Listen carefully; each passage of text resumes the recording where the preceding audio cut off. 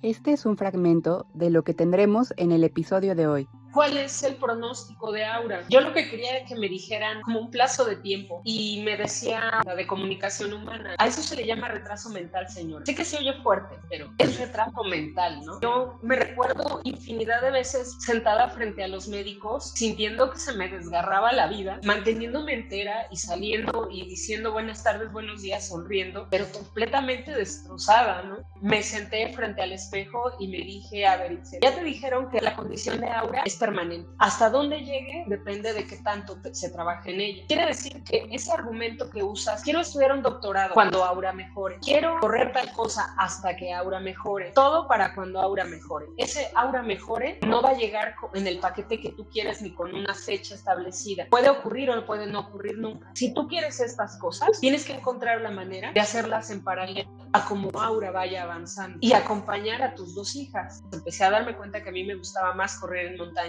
y uno baja sumamente destruido de la montaña. ¿Qué clase de trauma traía yo que me gustaba irme a destruir de esa manera? Empecé a entender que sí tenía que ver con todo mi duelo. Este es un dolor que yo decido dónde para, hasta dónde es, y es muy distinto al dolor que yo como madre tengo. Cuando me empecé a descubrir en cada carrera en las montañas, trayendo a mi cabeza cada vez que yo le decía a Aura, otro paso más, sí puedes, inténtalo, no llores, llorando y haciendo, mamacita, sí, así iba yo. Sí, Itzel, no te vas a parar, no dejarías a Aura pararse. Cuando llegues hasta arriba, el paisaje te va a recordar lo hermosa que es la vida, las cosas buenas que sí tienes, va a merecer la pena. Cada cuesta va a merecer la pena porque lo que vas a ver allá arriba nadie más. Es como cada batalla ganada de tu hija.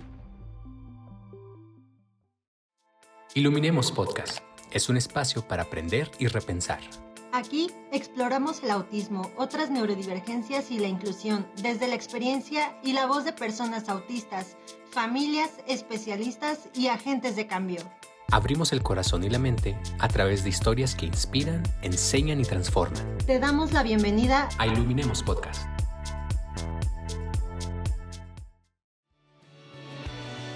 La quinta temporada de Iluminemos Podcast es presentada por Wingstop. En este episodio de Iluminemos Podcast escuchamos la historia de Itzel Calderón, una madre que tuvo que reconstruirse para poder sostener a su hija después de un diagnóstico. Hablamos del duelo, de los cambios en la vida familiar y de los retos que implica acompañar a su hija. Itzel nos comparte cómo el autocuidado dejó de ser una opción para volverse una necesidad y cómo encontró en correr y en su propia voz una forma de volver a sí misma. Quédate con nosotros.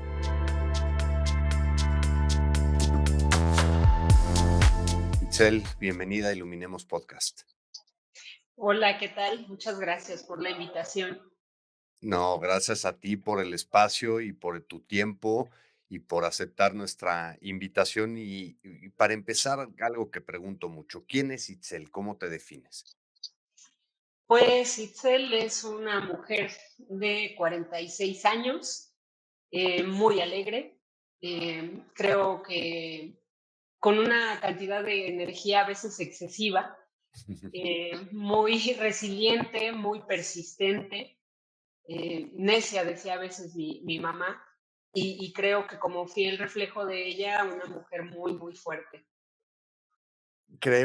A veces crecemos más bien con estos conceptos de resiliencia y demás, y voy a profundizar en muchas cosas, Itzel, pero a mí me gustaría preguntarte, cuando llegue el momento que escuchas la primera vez la palabra autismo en tu familia, ¿qué pensaste realmente? Aunque hoy te dé pena decirlo. Pues la verdad es que lo primero que vino a mi cabeza son alguna película que vi en donde la persona se mecía y no interactuaba con nadie. La verdad es que creo que no hubo un prejuicio y no es que me quiera como curar en salud, ni mucho menos. Creo que sobre todo era como la angustia de no poder ayudar, de no poder proteger a la persona, ¿no? O sea, en este caso, ese primer caso en nuestra familia, de sentirte como inútil, Mm. en ese desconocimiento que finalmente tienes y que además, en este caso, como no era no era en la familia que yo estaba empezando, además la distancia que no te facilita del todo cómo intervenir o hacer.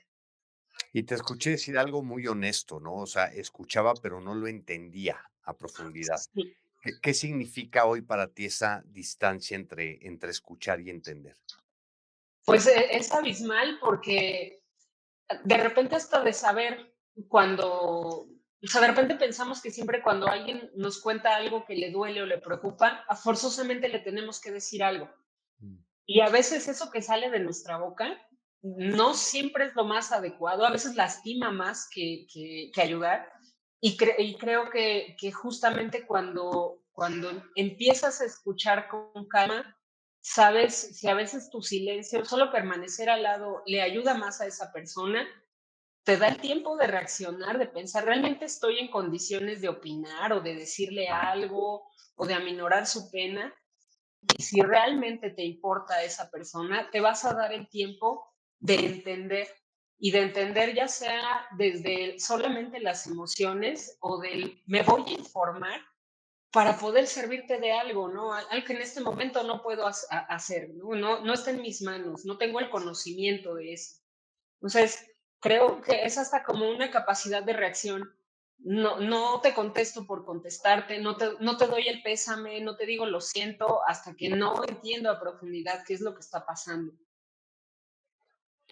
Y hay una gran diferencia, ¿no? Porque muchas veces, como bien dices, queremos actuar, queremos decir algo y generalmente lo que decimos no es necesariamente lo que tiene o lo que le gustaría escuchar a la otra persona, ¿no? Por opinar y por realmente no acompañar.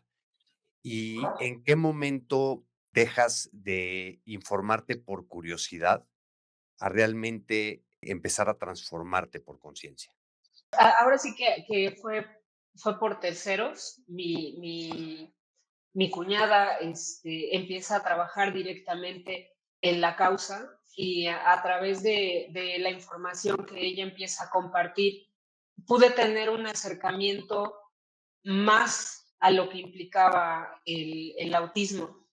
Cuando se da el primer caso en nuestra familia, sí se hablaba de, pero había también una parte de negación.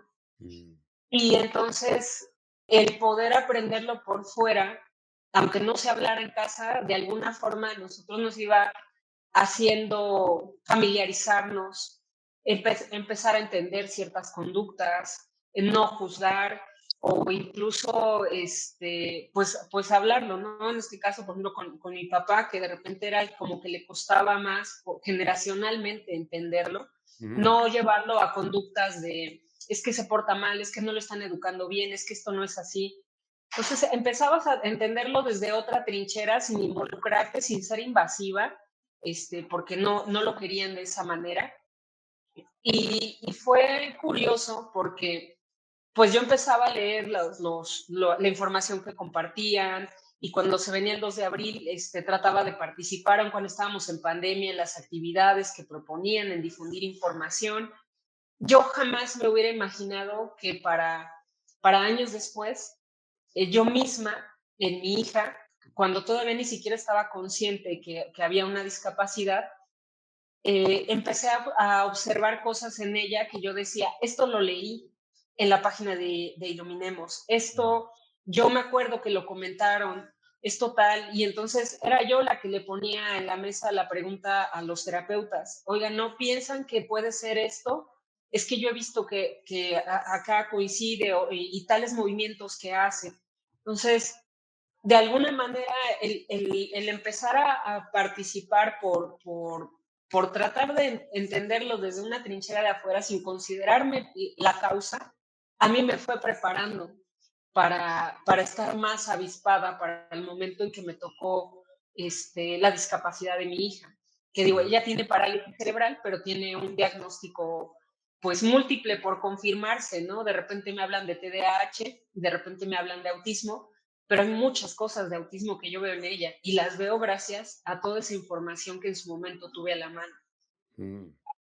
Es donde la información creo que juega un rol importantísimo, ¿no?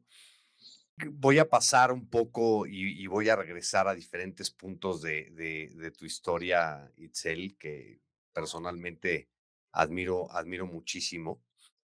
¿Cómo vives tú el momento en el que nace tu hija y empiezas a transcurrir ya todo esto que veníamos platicando ahorita en los primeros minutos a un plano personal? Pues fue todo un duelo porque además yo venía de haber vivido un parto normal, sano y ese de las expectativas ideales.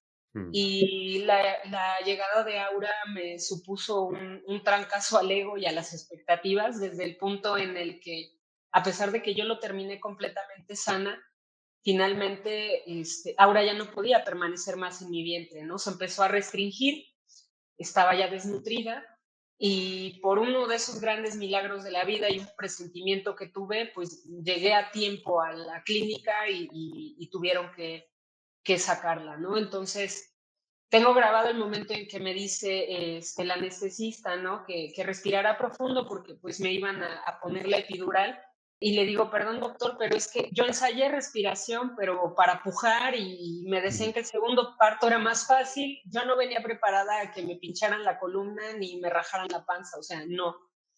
Tengo un grave problema, o sea, de repente cuando cuento las cosas pareciera que no me duelen, no me gusta de repente como que me vean desde ese dolor, no diría lástima, pero desde eso, entonces no me lo tomen a mal si de repente bromeo con ciertas situaciones que parecieran que no fueran dolorosas, pero es como una reacción que tengo, ¿no? No me gusta que se vea todo gris.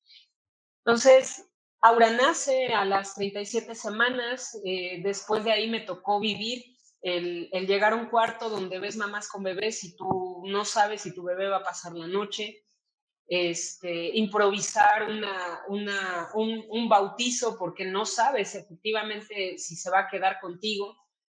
Y yo pensaba que la prueba más difícil era su prematurez. Pensaba que en el momento que me la entregaron que ya se había acabado la telenovela y en realidad apenas empezaba, ¿no? Entonces, para no hacerles el cuento largo, se vienen 4 neumonías por cosas que no diagnosticaron. mm. El peso se volvió un problema grave porque llegó ella al año sin sobrepasar los 4 kilos, entonces hubo que autorizar una gastrostomía. Tuve que aprender a cambiar el botón gástrico, más de una vez se tapó. Me acuerdo que me decía una enfermera, ¿no? ¿Cómo le puede dar tanto miedo meter una manguera? Y le digo, es que si yo hubiera estado psicológicamente preparada para eso, hubiera estudiado enfermería o medicina, pero claramente no. Yo soy arquitecto, no me gusta ver sangre y menos, o sea, un hoyo, una perforación en el estómago de mi hija, ¿no? Mm, Entonces, aprendes enfermería. mm, Estaba yo enfocada todo ese año en luchar por la vida de mi hija. Era lo único que me importaba y yo pensaba que logrando eso, alcanzando ya un peso ideal, íbamos a estar del otro lado. Y efectivamente se llegó el otro lado, la pandemia que supuso el encierro, que facilitó que ahora no se enfermara. Y entonces fue cuando empezó todo nuestro peregrinar por entender lo neurológico en Aura. Entonces, primero hablaban de epilepsias pasivas, se descartaron. Luego, pues que sí, su tono muscular, ella empezó a gatear a los 3 años, dio sus primeros pasos a los 3 años a través de una sórtesis, terapias en línea, entonces ahí me tocó entrarle a la fisioterapia, a la terapia de lenguaje, a la terapia ocupacional. No sabíamos si no hablaba porque pues no había comido por la boca en 2 años, entonces ella, me acuerdo que le poníamos toallas porque ya no retenía ni la saliva, entonces había veces que tenías un tendedero de 25 toallas en toda la sala porque las empapaba, ¿no? No sostenía su cabeza, todo esto. Entonces, yo entré no sé si en un bloqueo, en el que yo pensaba que todo era cuestión de rehabilitación, porque pues la corregida, porque pues se tardó en ganar peso, y me iba inventando cosas hasta que se llegó un punto en el que hice la pregunta, ¿cuál es el pronóstico de Aura? O sea, yo lo que quería era que me dijeran como un plazo de tiempo, en tanto tiempo Aura va a estar bien. Y la respuesta fue, pues estamos trabajando para que ella sea lo más independiente posible, pero Aura nunca va a estar al 100% como a su edad, ¿no? O sea, no va a haber un empate. Y me decía la de comunicación humana, ¿no? A eso se le llama retraso mental, señora. Sé que se oye fuerte, pero es retraso mental, ¿no? Y en este problema que les digo que tengo de repente de expresar las cosas hacia la gente, o sea, yo me recuerdo infinidad de veces sentada frente a los médicos, sintiendo que se me desgarraba la vida y manteniéndome entera y saliendo y diciendo buenas tardes, buenos días, sonriendo, pero completamente destrozada, ¿no? Y llegaba a mi casa, intentaba llorar y me acuerdo que dentro de todo, o sea, yo pienso en mi corazón de madre que ahora está tan consciente de todo, que ella nada más agarraba y me sobaba la cara como diciendo, vamos a estar bien. O sea, no sé qué te preocupa, mamá, si soy una niña feliz. No me falta lo que no conozco, ¿no? Pero sí esa falta de sensibilidad de repente sí me dolía, pero me hacía como enfrentar y tratar de decir, bueno, por aquí no se pudo, ¿por dónde sí, Itzel? O sea, piensa de qué forma puede ser.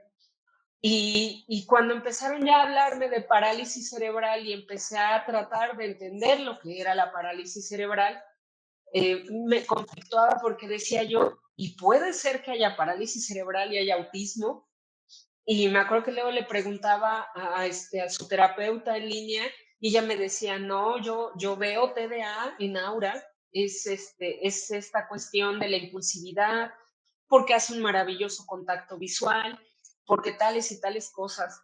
Y entonces, de repente, en esa negación, en ese proceso del duelo, yo trataba como de decir, no, es que si Aura camina, si Aura hace esto, entonces no es parálisis, es el autismo, pero se le sumó que pues mucho tiempo ella estuvo en hospitales y cosas y va atrasada en su edad. Y empezó una pugna en mi mente y con los médicos en las que yo me empezaba a reconstruir cosas y ha sido torturante porque todavía hasta la fecha hay días que me sigo peleando con eso, como deseando, no me gustan las etiquetas, pero como deseando que hubiera una etiqueta para poner a Aura justo ahí. Lo pensaba ahora que sacaron la muñeca esta autista, Mm. lo reflexionaba y dije, ¿cómo sería una muñeca de mi niña? Si esa muñeca garantizara que le va a abrir puertas y que va a evitar que la gente la mire como la mira y cuestione y se haga, ¿cómo desearía que hubiera una muñeca de mi hija? Mm.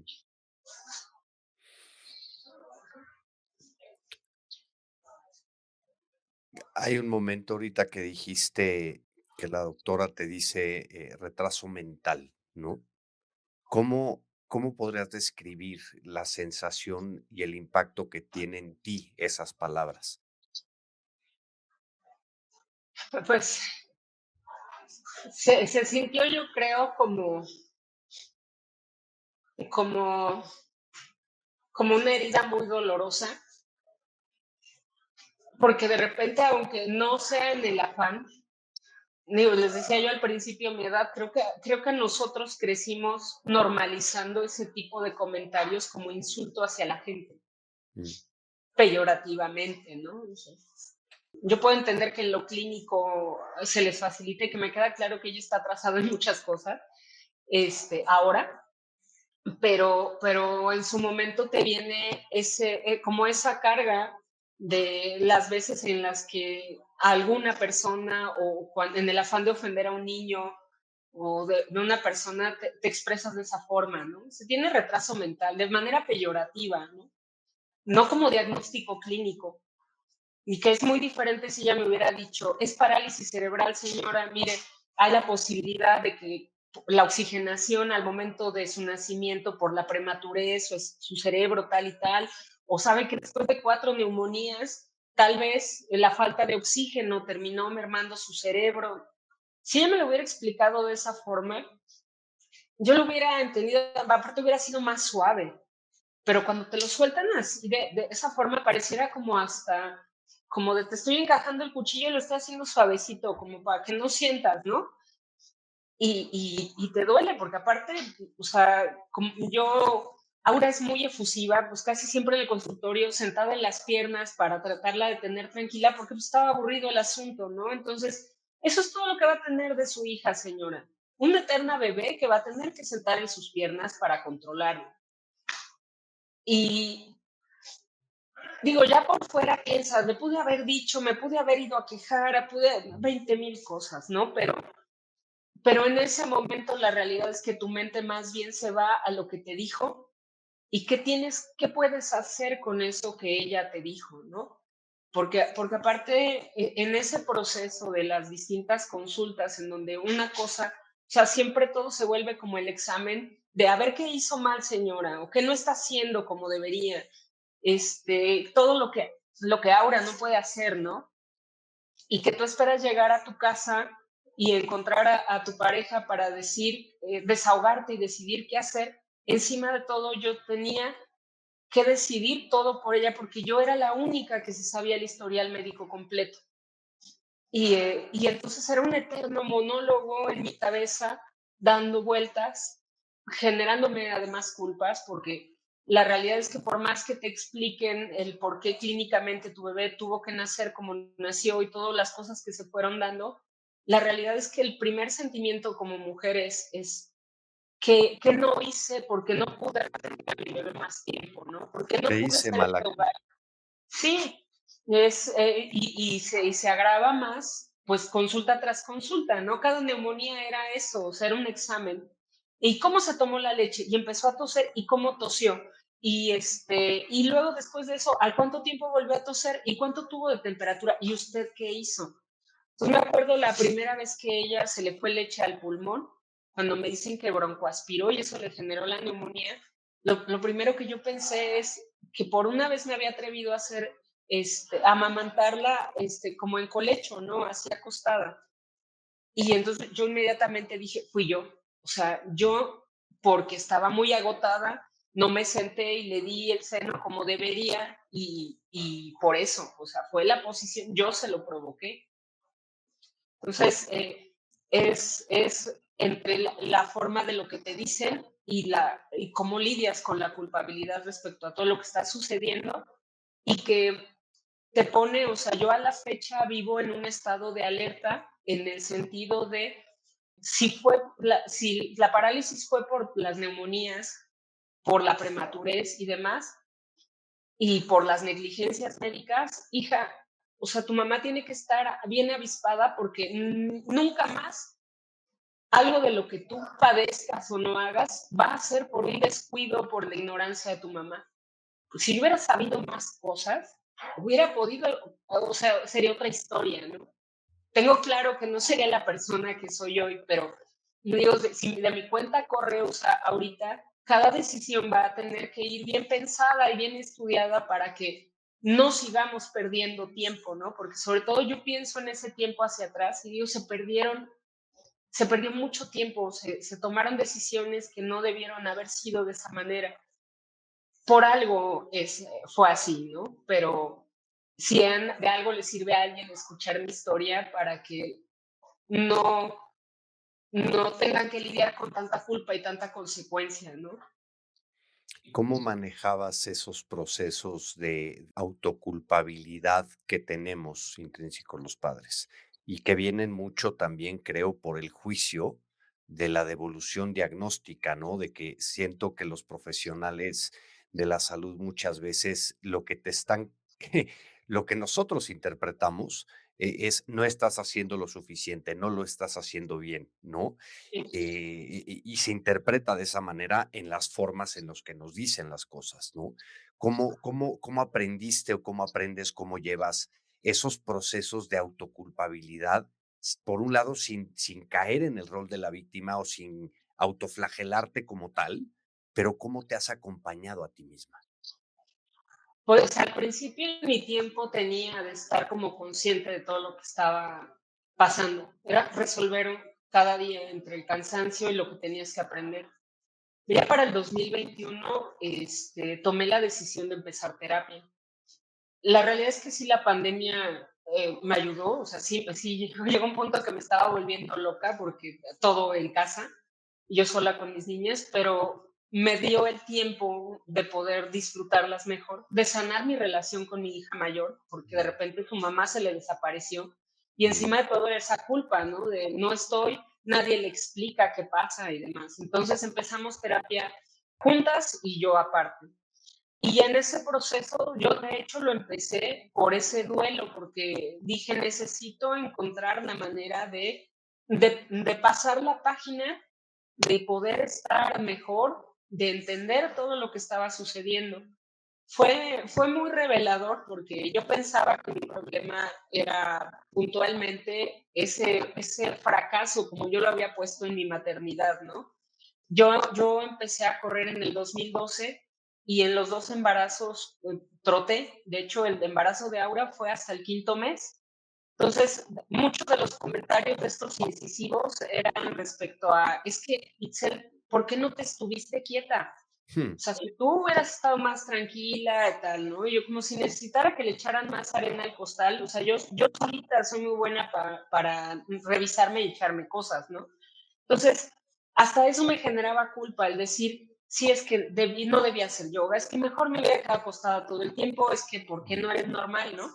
Y empezó la terapia y en ese momento me di cuenta que en realidad yo estaba viviendo en pareja, pero estaba viviendo sola y estaba pasando todos mis procesos en solitario, mis embarazos los estaba pasando en solitario, que vivía con alguien, pero que no hablaba con ese alguien, que me guardaba muchas emociones, que pues ese acompañamiento se veía desde el no procurar mi relación con mi hija mayor, el que no fuera equitativo el cuidado que implicaba Aura, que mis renuncias eran más grandes, porque pues yo no podía trabajar nuevamente al 100%. Sí, y yo cargaba mis propios gastos además, ¿no? Entonces, todo esto me llevó a reestructurar exactamente en cómo estaba. Después de eso, a mí me diagnostican hipertiroidismo y en esto de los comentarios no pedidos, no faltó quien me dijera, ¿no? Te dio eso porque no hablas lo que te duele. Y yo, sí, o sea, encima de todo tengo el tiempo de joderme a mí misma y ver, a ver qué se me ocurre enfermarme, ¿no?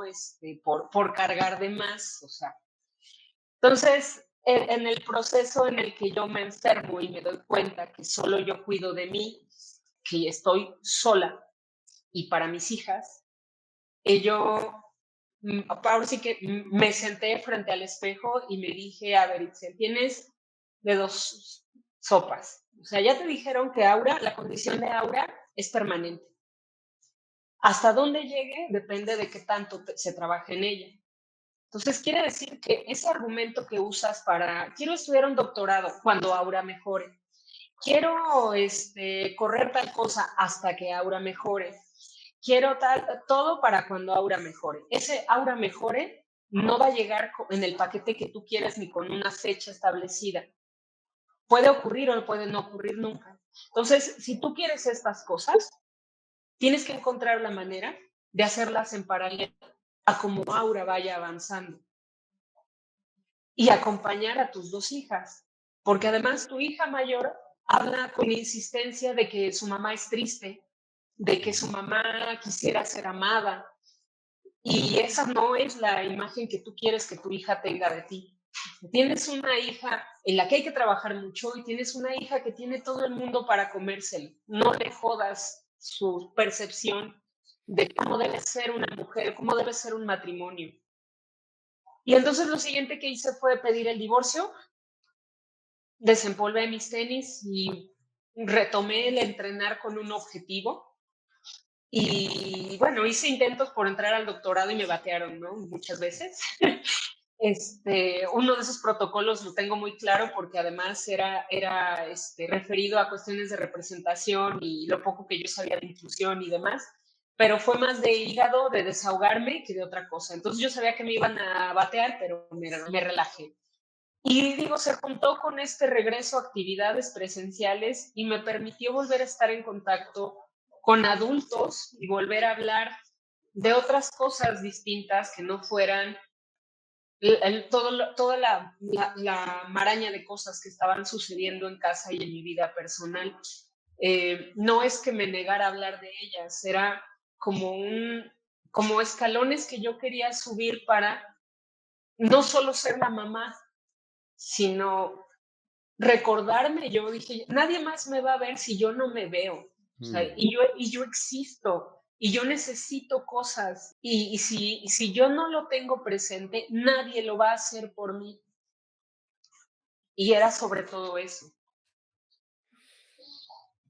Creo que dices cosas que ya no sé para dónde me va a llevar esta conversación, sinceramente, porque dijiste cosas muy importantes, ¿no? El hecho de te dejaste de pelear con eso, ¿no? De definir, de clasificar. Yo siempre he creído que cuando empiezas a tener las respuestas, lo único que sucede es que te cambian las preguntas, ¿no? En esa necesidad, creo, de los padres, de las madres, del cuidador, de tener esa respuesta respecto a esa clasificación exacta para tener hasta cierto punto paz dentro de toda la tormenta. ¿Qué respuestas estás buscando actualmente? Quiero buscar el cómo garantizar, y yo sé que es muy ambicioso, cómo garantizar que mis dos hijas van a aspirar a tener una vida plena Mm, en lo que sea para ellas. Mi objetivo principal es, o sea, yo sé que Julieta puede, pero cuando yo no esté, yo sé que Julieta en su infinito amor va a querer estar para su hermana y yo quiero que esté, pero porque ella quiere estar, no porque no haya que, o sea, quién más se ocupe, quién vea, ¿no? Entonces, apenas hace un par de semanas con la directora de la escuela de Aura, yo le preguntaba, ¿yo qué puedo esperar de Aura adolescente? Y me decía, pues estamos trabajando para que sea independiente, labores de cocina, que se vista, que se bañe. Dice, pues de lectoescritura no es posible saberlo, en lo verbal que se comunique mejor. Y me acuerdo que llego y lo platico a casa y me dice Julieta, son malas noticias, ¿verdad, mamá? Y le digo, no, quiere decir que tenemos que cambiar el enfoque, hija. Tu hermana es muy fuerte. Sí, ahora es muy fuerte. Le dije, ella nos va a llevar a unos paralímpicos, hija. La ujú. cosa es hallarle el deporte que a ella le pueda gustar, porque se ve que le gusta ver cerritos y ella quiere treparse y quiere saber bosque y se enloquece. Le dije, no todos tenemos que entrar en lo mismo, o sea, no todos es una carrera universitaria.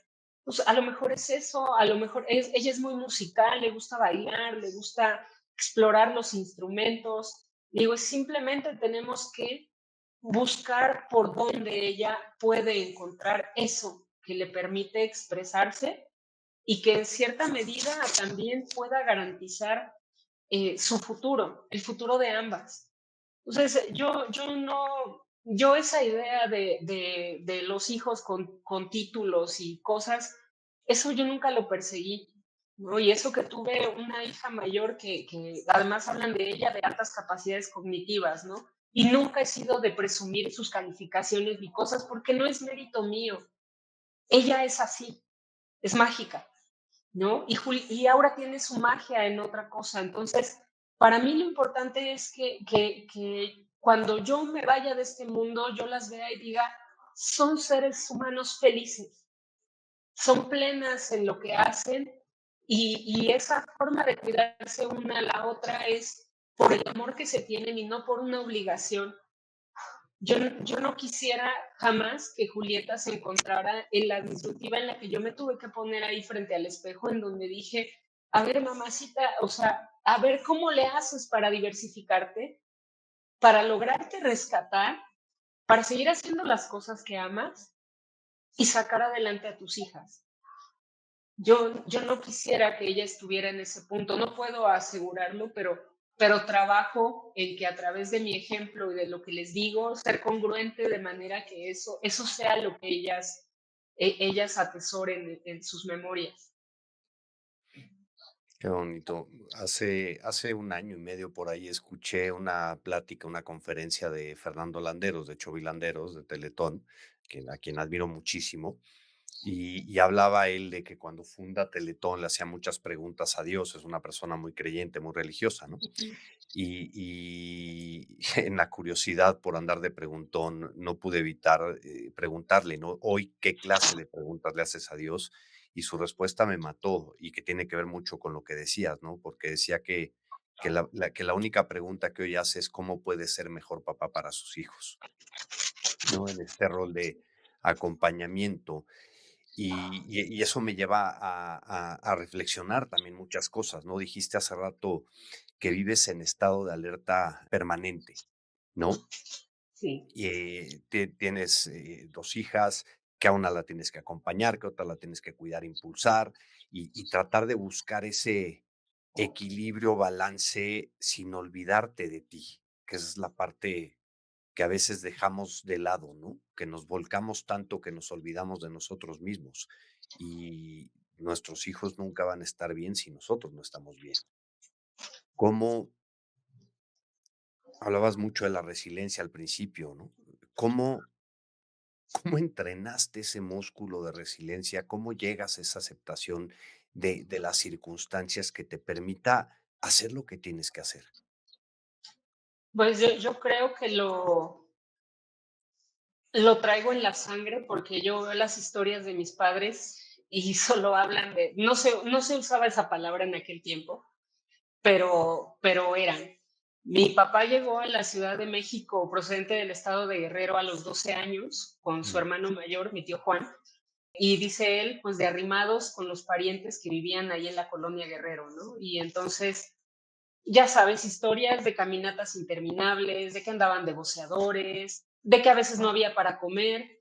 Y mi papá, él es ingeniero mecánico de profesión, él deseaba ser maestro, pero no se quedó en la secundaria anexa a la normal. Y fueron él y mi tío basquetbolistas, pues se puede decir que profesionales porque llegaron a representar al departamento del Distrito Federal en su momento. mm, Nunca pudieron ser seleccionados nacionales porque pues también a veces jugaban para la selección de Guerrero y ahí hay unas cosas, ¿no? Nunca fue fumador, ni tomador, ni de fiestas, ni nada. Siempre su trabajo, el básquet y la escuela. Así mi papá, ¿no? Y mi mamá fue una niña golpeada, fue abusada. Y por más de que psicológicamente su propia madre pues trató de mermar muchas cosas en ella, era una mujer que cuando contaba su historia era más fácil que hiciera llorar al resto a que ella mm, llorara, ¿no? Y entonces decía, yo salí de lo peor y sabía que tenía el camino de reconstruirme porque si no mi vida no iba a cambiar. Entonces, si a mí me golpearon, yo no tenía por qué golpear. mm, Y todo ella se recompuso a sí misma y bueno, pues ya después vino el cáncer y una batalla muy larga de 9 años en la que nadie me podía creer que mi mamá tenía cáncer porque además era de esa idea de que mis días malos son míos. mm, Entonces, si me siento mal, nadie me ve. Y en sus últimos días en el hospital, además, prohibidas las visitas porque decía, quiero que me recuerden cómo era, no cómo me veo en este momento. Entonces, fue una mujer que nos sentó a cada hija en su momento para decirme, dime qué traumas tienes, qué me vas a reclamar. Me acuerdo que yo me ataqué de risa y le dije, ma, o sea, no inventes. Y me dice, a ver, querida, yo me voy a morir, la que se va a quedar con los traumas eres tú. Entonces, más te vale que mejor me lo digas de una vez y lo resolvamos para que pases a otra cosa, ¿no?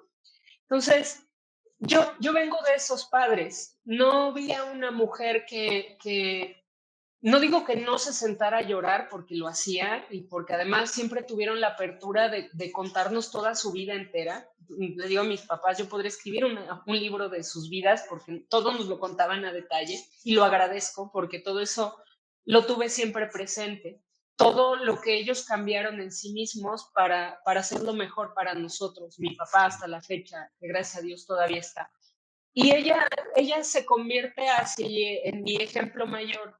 Digo, sí, ella lo hizo así, ella pudo, ella a pesar del cáncer ahí estaba y era la mujer que entraba a quimioterapia y cuando nos decía, cuando salga de la quimio, corran por mí, porque salgo muy mareada. Pero tú la veías salir y salía sonriente y hasta luego y va. Ya cuando entraba al carro, pues se desplomaba. Y decía, es que tengo la responsabilidad, porque hay gente que es su primera quimioterapia. Y si yo salgo mal, los voy a asustar.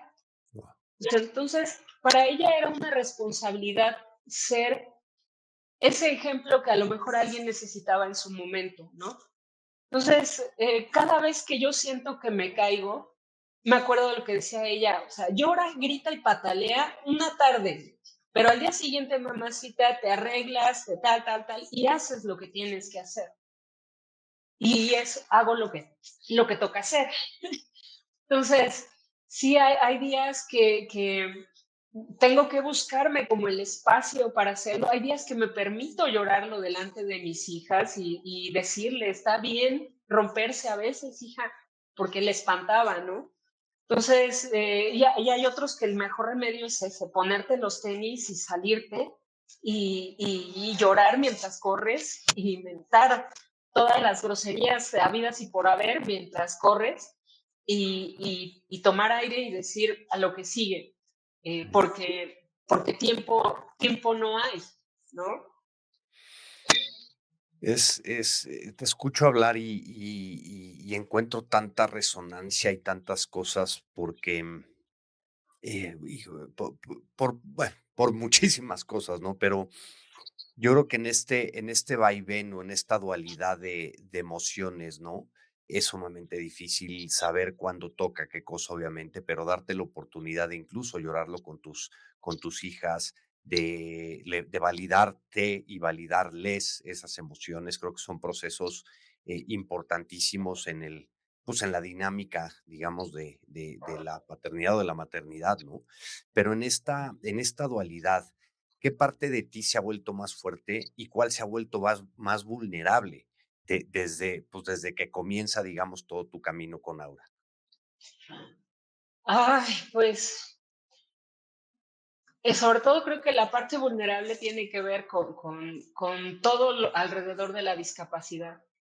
Me cambió como docente, Ujú. me hizo más observadora respecto a cómo se comportaban algunos alumnos, cómo te hablan, cómo se acercan.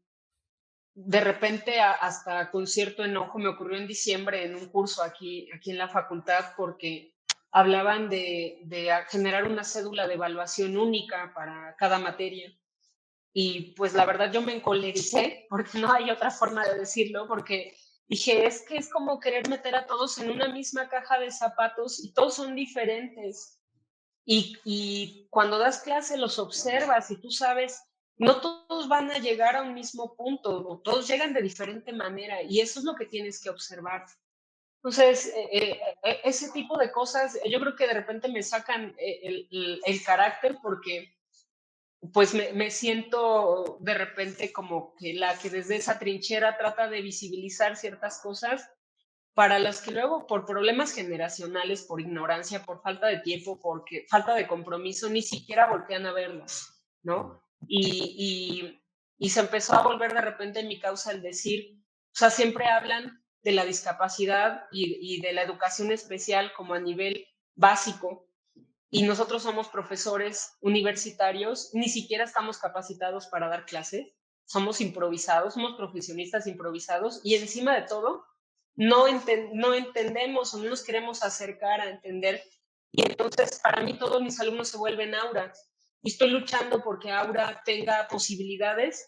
Y si una niña como Aura llega a la universidad y se encuentra maestros retrógradas como muchos de mis compañeros, entonces, ¿de qué sirve la lucha de esa mamá? Le estoy quedando mal, ¿no? Entonces, ese se vuelve de repente como mi punto más vulnerable porque sí, o sea, todo se vuelve en Aura para mí. Y me enoja el cómo nos cierran puertas. Aura me la acaban de batear en una clase prueba, me la batearon a los 20 minutos de una escuela que se supone que es también un centro terapéutico. Entonces, Dije, estoy acostumbrada al rechazo de las escuelas regulares, pero no al de las escuelas que se supone que son para niños como mi niña, ¿no?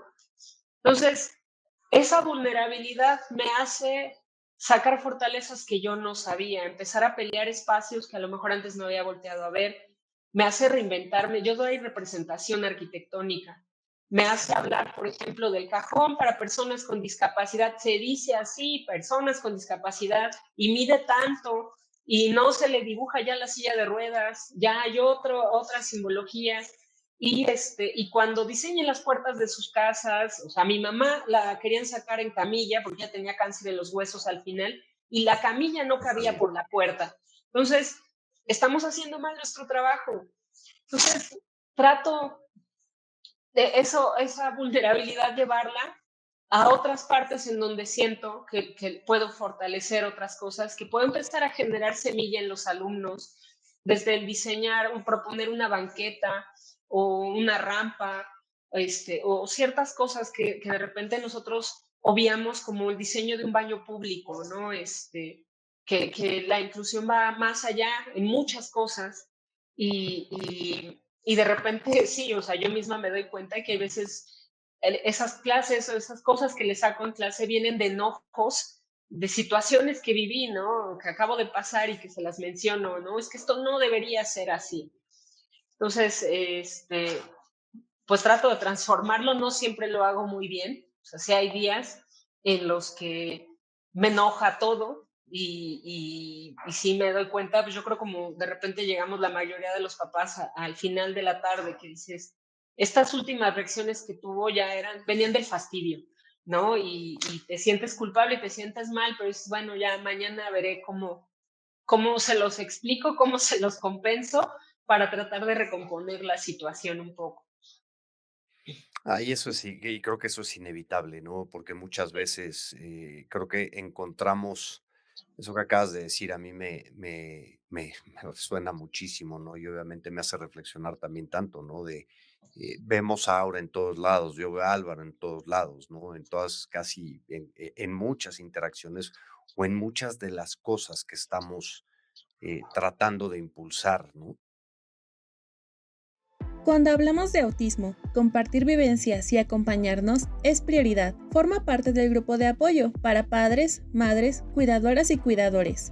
Aquí encontrarás canales para dialogar con otras familias y obtendrás información y experiencias sobre el autismo y otras neurodivergencias. Nos reunimos vía Zoom una vez al mes. Regístrate en iluminemos.org y comienza a formar parte de esta red.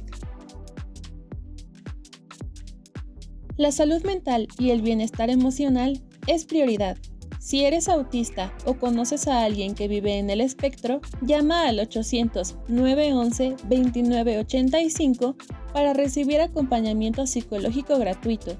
Puedes marcar desde cualquier parte de la República Mexicana, de lunes a domingo, de 8 de la mañana a 10 de la noche. Si vives fuera de México, contáctanos en nuestras redes sociales. ¿Qué es lo que más, además, obviamente, de Aura y de Julieta, cómo se vive la esperanza cuando no sabes cómo va a ser ese futuro? ¿De qué te aferras, además del amor a tus hijos, a tus hijas, perdón? ¿Qué te da fe? ¿Qué te da fuerza? Que se empieza a hablar de la discapacidad ya no desde la lástima y ya no como cosas ajenas. Yo te decía, ¿no? Que de repente meto mi semillita en los alumnos y me gusta pensar que esto es como cuando a nosotros no nos hablaban de ecología y de cuidar el ambiente y tanto cuando niños, y de repente hubo un boom y llegaban aquí las generaciones y todos querían estudiar arquitectura porque querían la sustentabilidad y tal y tal. Entonces yo pienso que están cambiando muchas cosas que antes no se hablaban. Mm. Y yo me digo todo el tiempo que eso va a hacer que las futuras generaciones tengan una visión distinta y generen ciudades diferentes y cambie todo, ¿no? El sistema educativo, todo. Ya creo que hay muchas cosas como en proceso. si bien hay discusiones que de repente dicen, vamos, como que cuestionan, ¿no? Que esto del lenguaje inclusivo y el ella y tal se me hace ridículo y que tal y tal y tal. Puede que haya cosas que no cambien o que cambien nada más momentáneamente, pero el caso es que se están hablando, estamos hablando de las cosas que nos incomodan, estamos visibilizando cosas que nos incomodaban.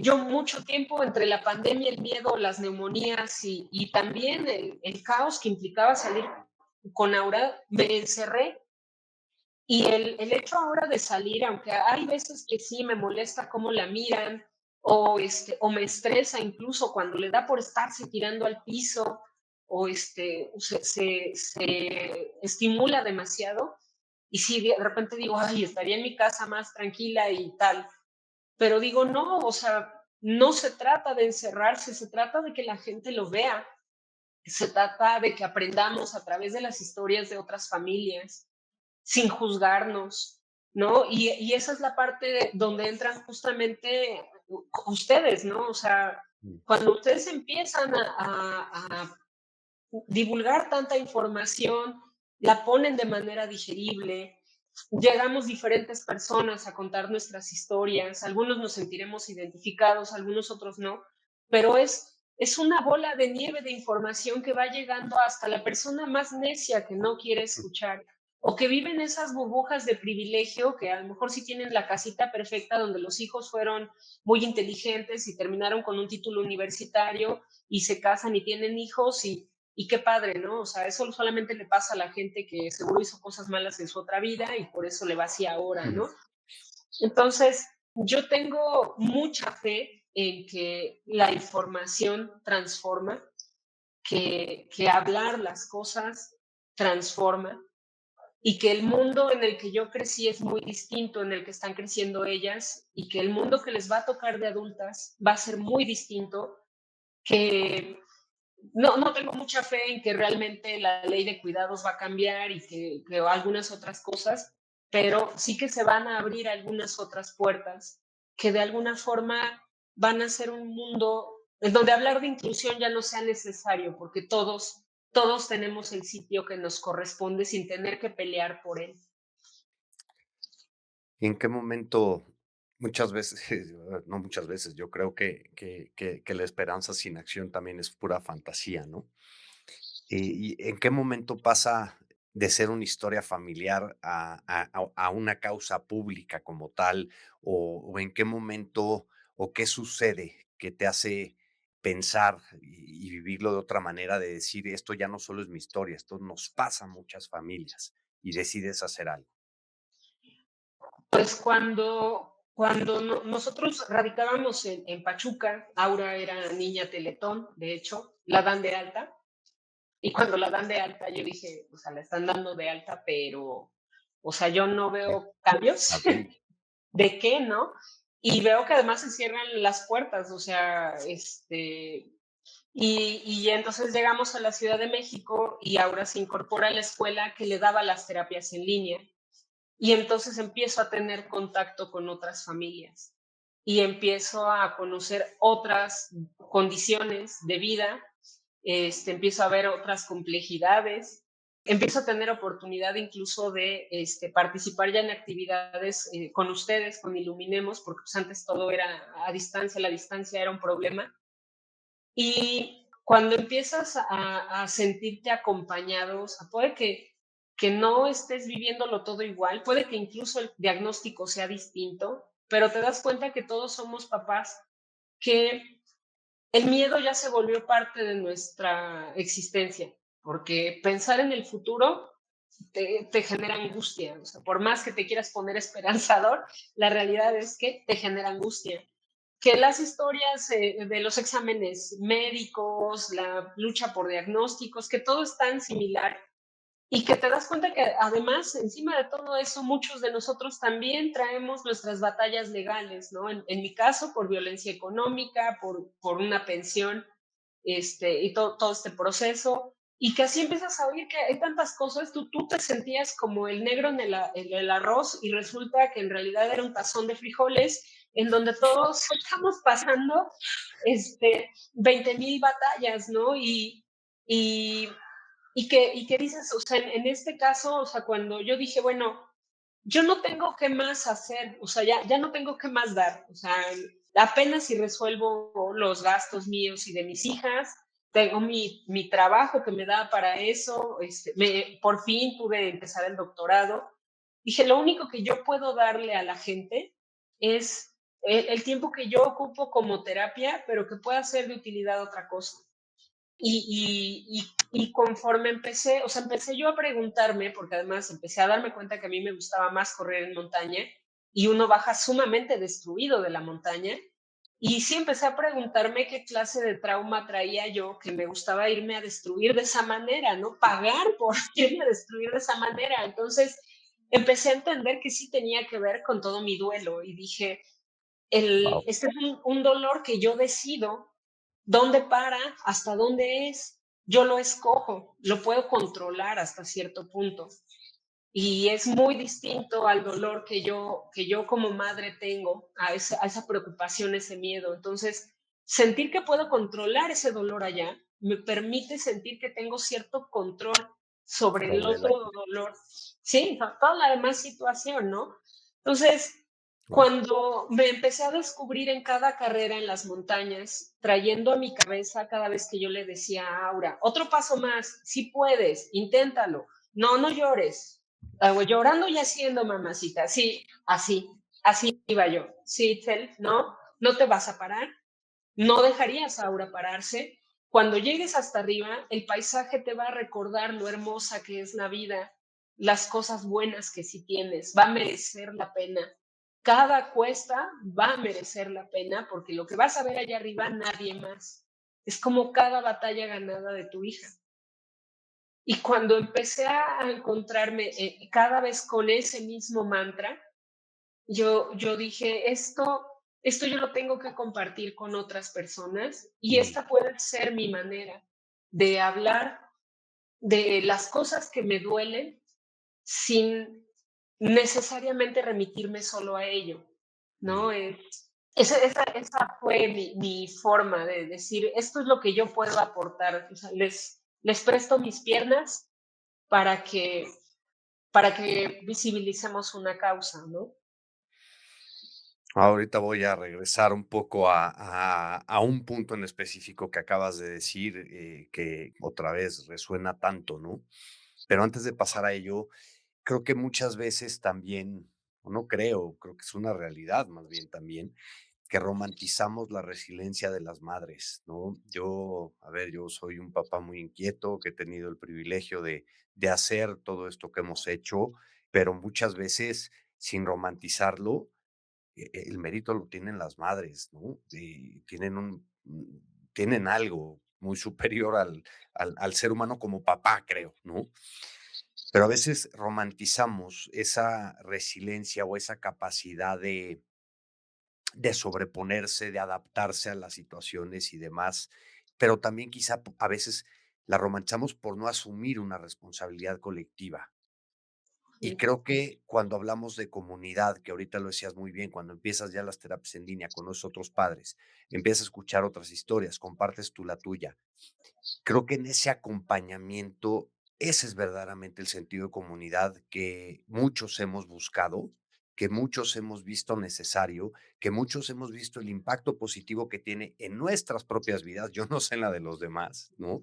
Pero creo que ahí hay una clave muy importante de hacia dónde deberíamos estar dirigiendo esfuerzos como activistas, como colectivos, como grupos, como instituciones, a crear esos espacios, llamémosle para algunos de catarsis, para otros de revelación, para otros de identificación o de validación de su propia identidad, ¿no? ¿Cuál ha sido el mayor beneficio o cambio en ti que tú has visto a partir de poder compartir tu historia en estos grupos, en este conocimiento con otras familias? Ay, fue como soltar el aire, como que todo el tiempo era inhalo, inhalo, inhalo, inhalo, ajá, Mm. Sí, y fue, sí, sentir que te relajas, que sueltas, porque, digo, yo decía hace un rato, ¿no? Cuando volvimos a actividades presenciales en la FES y yo me empiezo a reencontrar con mis compañeros, uno empieza a notar quién te pregunta cómo estás por el compromiso Mm, y quién realmente quiere saber cómo estás. Y la realidad es que la mayoría era por el compromiso, ¿no? Entonces, mm, en cuanto yo empezaba a hablar de las cosas que estaba viviendo, notas cómo les cambia el semblante, como de qué incómodo. ¿Y ahora qué le digo, no? Y el empezar a encontrar esa red en la que hablabas de cosas que el otro entendía sin que tuvieras que explicarlas demasiado, era mm. un apapacho total.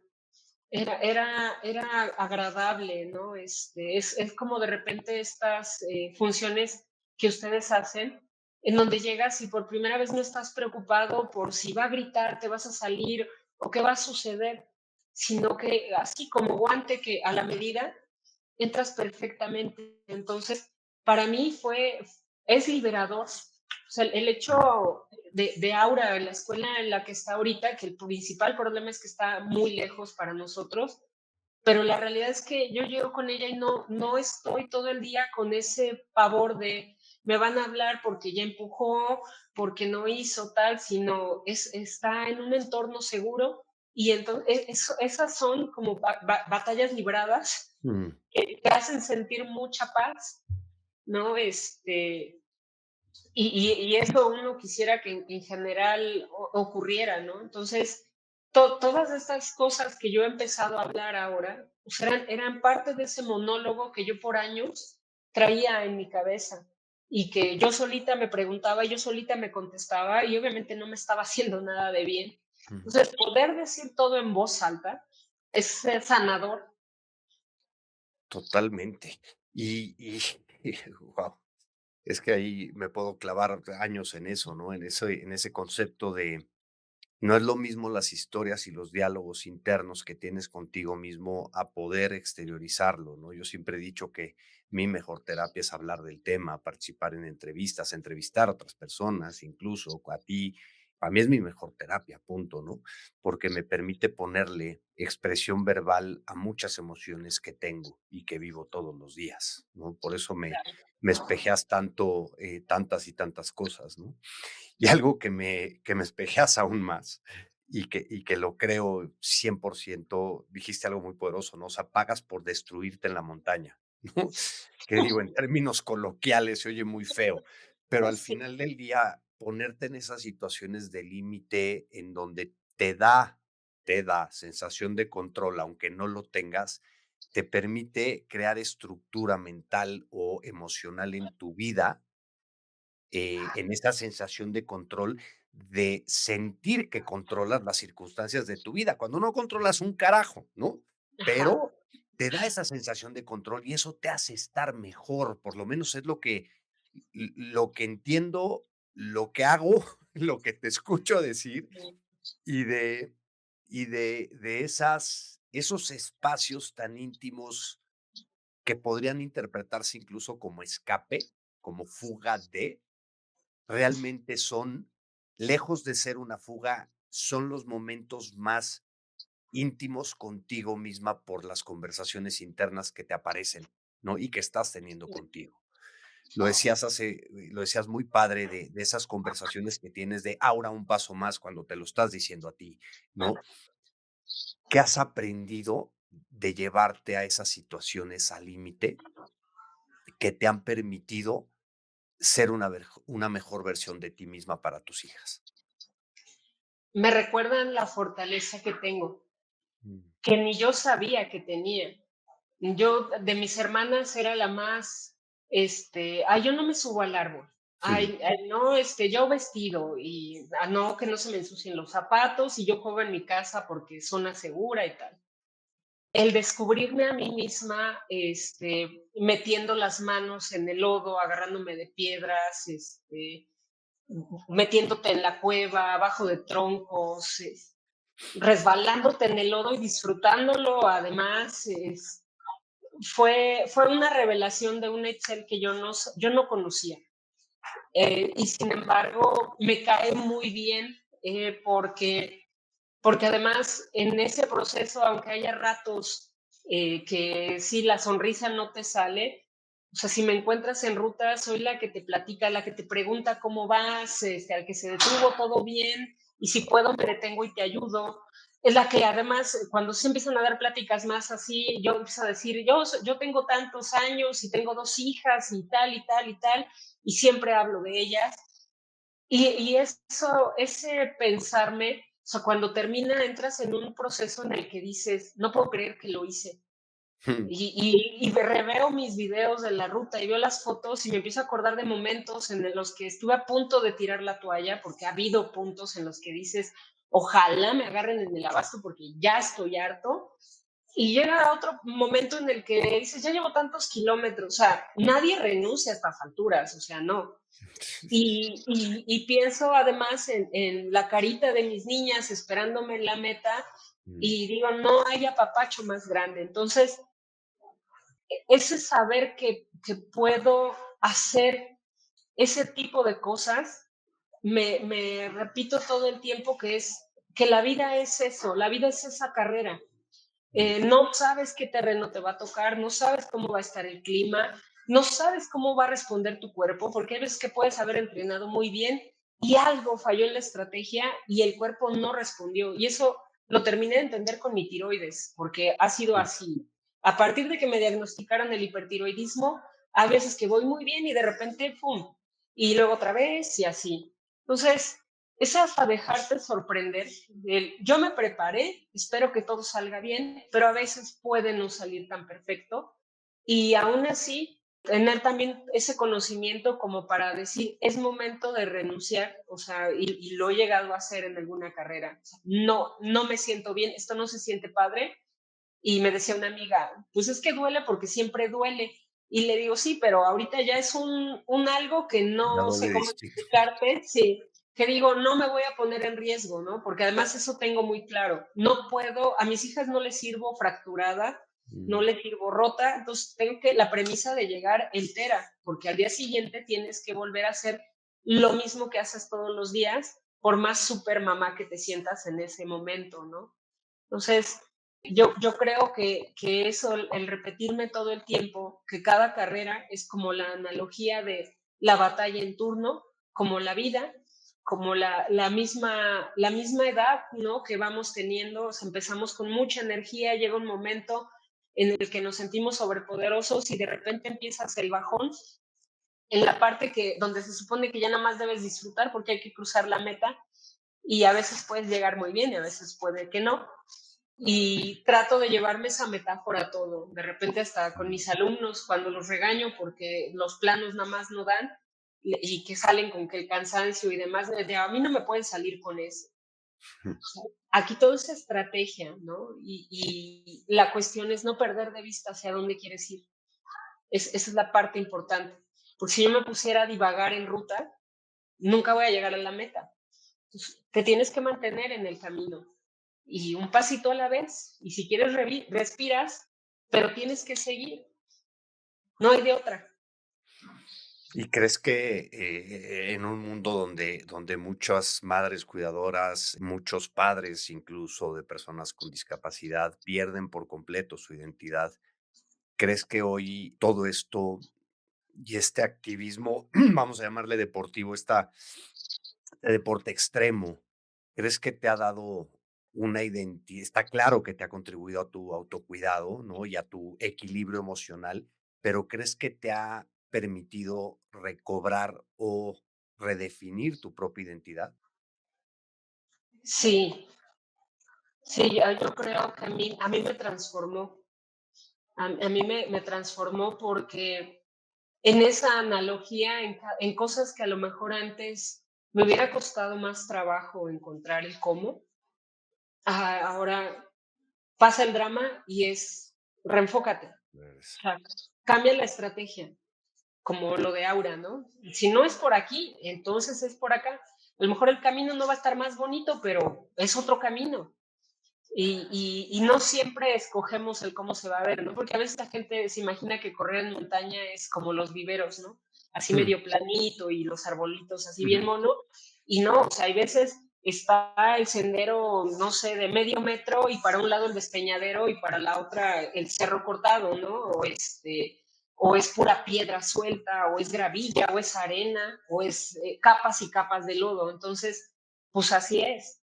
Entonces, el tener claro si pudiste hacer esto, puedes hacer muchas otras cosas porque mentalmente estás enfocado en que es posible, ¿no? Entonces, aparte, hasta de repente me sirve el repetirme, si Aura, en el peor de los escenarios, requiriera más temas de atención y todo, necesitas estar fuerte, Itzel, porque ya ahorita 22 kilos es un reto cargarla un rato. Y al rato, si pesa más, ¿qué te digo? Entonces me dije, me necesito con músculos fuertes, me necesito fuerte para poder liberar las batallas que se puedan venir. Wow. Y además la automotivación que vas encontrando en este sentido de logro y de éxito que te da, ¿no? Lo platicaba un día con Inés, mi hija, que no quería ir a rapelear un sábado que estábamos ahí en Aculco y yo le decía, no, ve, ve, ve, y como que no estaba de humor y que le daba miedo y demás, y empecé a platicar con ella respecto a pues, vencer tus miedos, ¿no? De tener más logros, porque éxito te lleva a más éxito, ¿no? Sensación de logro te lleva y te permite tener creo, otra estructura, entre comillas, mental de vivirlo, ¿no? Y encuentro algo fascinante en todo esto, Itzel, de cómo estas historias, estos retos que asumimos, nos van revelando nuestra propia identidad, nos dan sensación de control, ergo nos dan seguridad para asumir lo que tenemos que hacer, ¿no? Y Sí, es en beneficio propio. Y muchas veces, como cuidadores primarios, como padres, como mamás, no, como activistas, incluso como emprendedores, como empleados, colaboradores, da igual, nos olvidamos de nosotros mismos. Y creo que si algo a mí me has dejado con toda esta conversación es ese autocuidado que para uno se ve de una manera, para otros se ve de otra manera, ¿no? Y de veras he disfrutado esta conversación contigo muchísimo, además de comprender muchas cosas.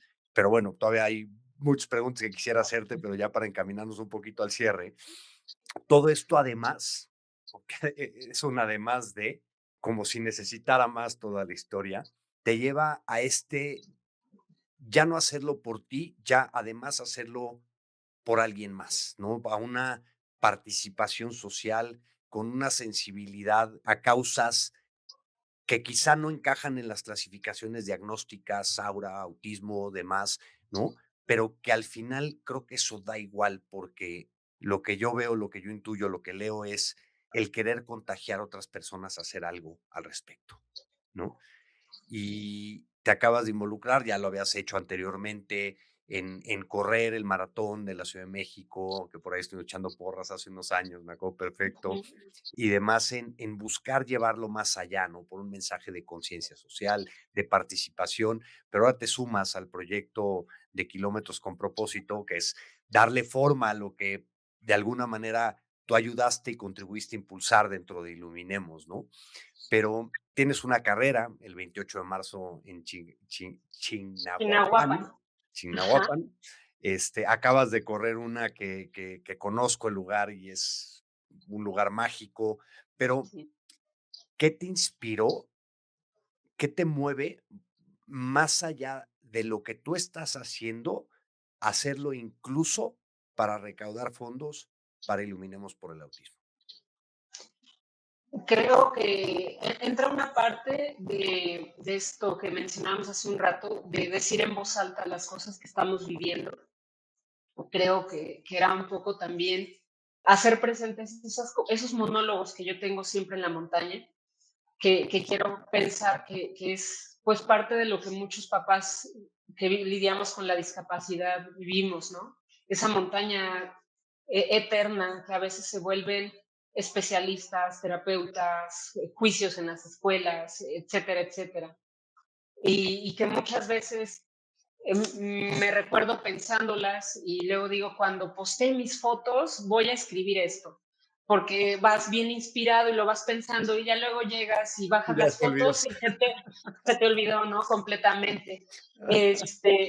Y creo, dije, creo que merece la pena que esos pensamientos lleguen a otros oídos Y creo que además no solo en el afán de acompañarnos entre familias, sino también que otras familias que no viven la discapacidad conozcan, conozcan la manera en la que nosotros vivimos, ¿no? Ese estado de alerta, esta forma de supervivencia que a veces se vuelve. Y también un poco, creo que es importante decirlo, un poco entiendo yo que es un privilegio que yo tengo y que tengo que hacer algo con él, porque el que yo pueda correr en la montaña responde a una red de apoyo que yo tengo, o sea, desde mi pareja, que está bien involucrado en la crianza con mis niñas, que yo sé que están en un lugar seguro mientras yo hago mis locuras. Todo ese proceso de incluso entender tu tiempo de entrenamiento no como un hobby o algo, sino como un motor que tú tienes, porque además para mí el estar inscrita a una carrera implica un compromiso de disciplina, entonces me mantiene enfocada. Si yo no lo hago así, entonces es como, si hoy no me paro a correr, no pasa nada. No, sí pasa porque tienes el compromiso, ¿no? Pero finalmente es un privilegio. Yo sé que muchos cuidadores no lo tienen, no porque no quieran. A lo mejor el entorno donde viven no facilita hacerlo, pero que todos podemos encontrar, o sea, yo encontré en la montaña eso que me sanaba, pero a lo mejor lo pueden encontrar en la pintura, a lo mejor lo pueden encontrar en escribir. Yo creo que a muchos nos gustaría leer eso que escribiríamos todo, ¿no? De repente, esos Lo que nos pensamientos. hubiera gustado escuchar en este momento. Claro, sí, en la fotografía, ¿no? Entonces, todos podemos encontrar algo en lo que podamos expresar o canalizar eso de que estamos sintiendo y que además nos ayude a reconstruir nuestra autoestima.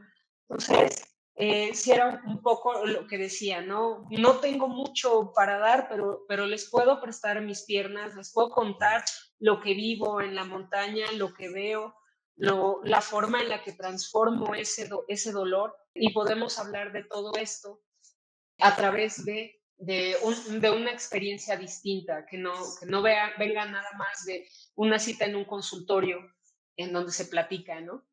Wow. Hay personas que, hay muchas personas allá afuera que nos están escuchando que yo creo que acabamos de darles una cosa muy padre de encontrar aquello que te fortalece la autoestima para estar mejor, ¿no? Que puede ser a través de un deporte, arte, foto, etcétera. Pero hay muchas personas también que que no saben por dónde empezar, que se quieren involucrar, que no saben por dónde empezar, que se quieren autocuidar, pero no saben por dónde empezar, y que yo creo que van mucho por el mismo sentido. ¿Cuál sería tu recomendación? Ay, pues yo creo, digo, a mí me funcionó en su momento, les digo, sentarme al espejo y platicar conmigo. Yo creo que lo primero es empezar a hablarse en voz alta Mm, para que te escuches. Porque diríamos, yo siempre hablo conmigo. Pues sí, pero, o sea, en silencio no tiene sentido. Escúchate eso que tienes que decir. Escúchate, permítete decir que algo te duele, permítete decir que te molesta. O sea, no está mal, no estás negando a tu hijo, no, nada, simplemente lo estás aceptando. Y en el proceso en el que empiezas a expresar todas esas ideas, me duele, me incomoda por esto, no sé cómo solucionarlo, quiero hacer tal cosa, pero pues el dinero apenas si da para tal o cual, me siento asfixiado.